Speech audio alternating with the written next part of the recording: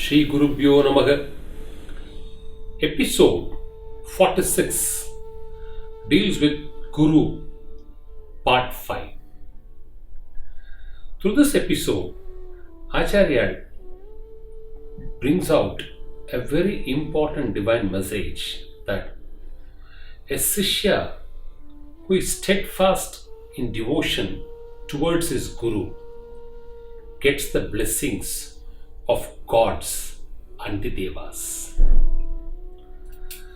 Uttanka was a very devoted Sishya of sage Gautama. Many Sishyas came to the ashram of Gautama and learnt, and over a period of time, when the education gets completed, left the ashrama. Whereas in the case of Uttanka, sage Gautama was so fond of him that he retained him for quite a long time. One fine day, when the Sishya was carrying a heavy log of wood on his head, and when he felt so tired and weak, put them on the ground, he found one of his hair falling down on the earth, took it up, and he found it to be in silver in color. He then realized that even though he was a Sishya to Gautama all these years, he has indeed become very old. So, something gripped his heart to feel sad and frustrated, to feel that I've been here for too long when the rest of the Sishyas have left the place. Gautama understands this and said, "Oh dear child, it was my love towards you which made me retain you this long. You should actually leave me now." And through his divine powers, made him look very young. And because he had served him for too long with devotion, he gave his daughter in marriage to him.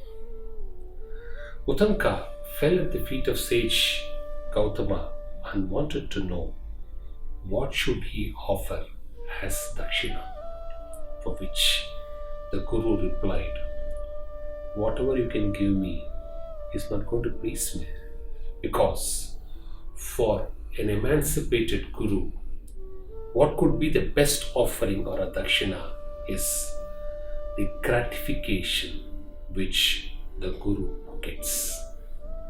If a Guru is gratified that his Sishya, through his Sishya, that's the best dakshina one can offer to a Guru.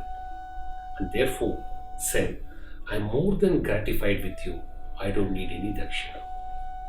He goes to his wife, Ahalya, and says, "Guru Patni, what should I offer for you?" She says, "I'm also gratified. My husband is happy. I'm happy. I don't need anything else." Somehow the Sishya persisted that you need to ask something, for which Ahalya responded that I need the celestial rings worn by a particular queen. Why don't you go and fetch it from her? When she issued this command, Gautama was not there. The Sishya sets out in search of the celestial ring. When Gautama comes back to the ashram and she said, "This is what I've asked with Uttanka," Gautama became very sad. He said, "This king, because of a curse, has now become a cannibal. So, if the Sishya is going to approach him, he will eat him in no time.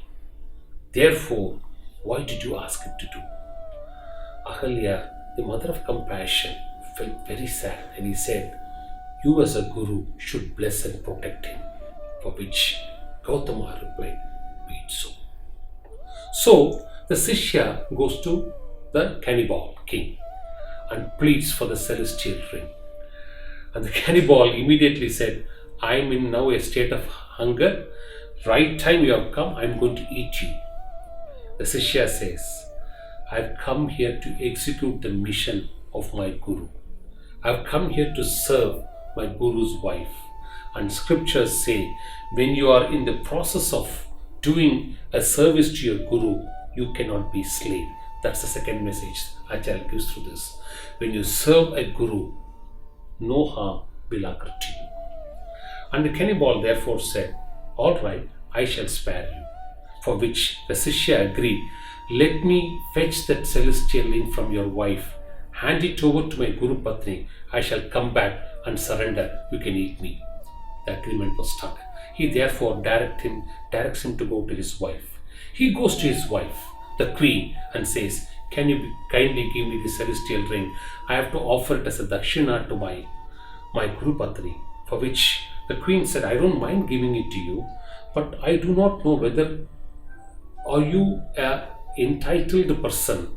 I need some confirmation from my husband before I can part with it, because this celestial ring has certain rich properties.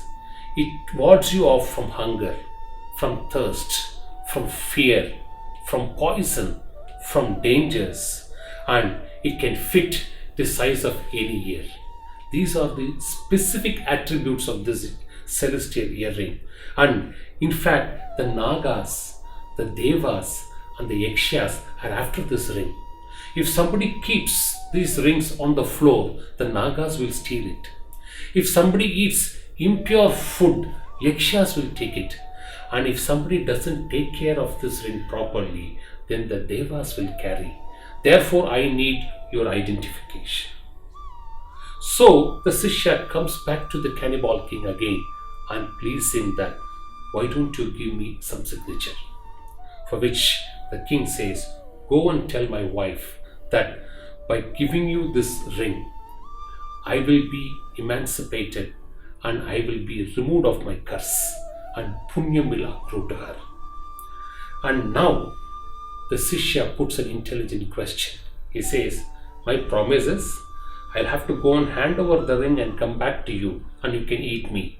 Now tell me, as a king who knows Dharma, what am I supposed to do? The king, who is a practitioner of Dharma, even though he's a cannibal now, advises him, yes, you should not return back to me. I want you to live, and therefore you are free. So he escapes the death out of this cannibal, collects the ring, and starts going towards his Guru Patni to hand it over. He hangs all his belongings in a tree, and the ring slips and falls on the floor. Immediately Nagas steal the ring. So he goes in search of the ring to the Naga world. Unable to pierce the earth and get in, Indra sees it and helps him using a thunderbolt. He punctures the earth slowly so that the man could reach the Naga land. On going near it, he finds multi number of snakes all around, and Agni appears before him and says, you've all the time been of assistance to your Guru in performing sacrifices. Let me assist you. Creates a huge smoke. All the snakes gather together and go to Vasuki, their head. And finally the Sishya pleads, I need these celestial rings because I have to offer it to my Guru. Then the ring is handed over. He comes back. On the way, he meets Lord Krishna. What Lord Krishna does to him, I will narrate in the next episode.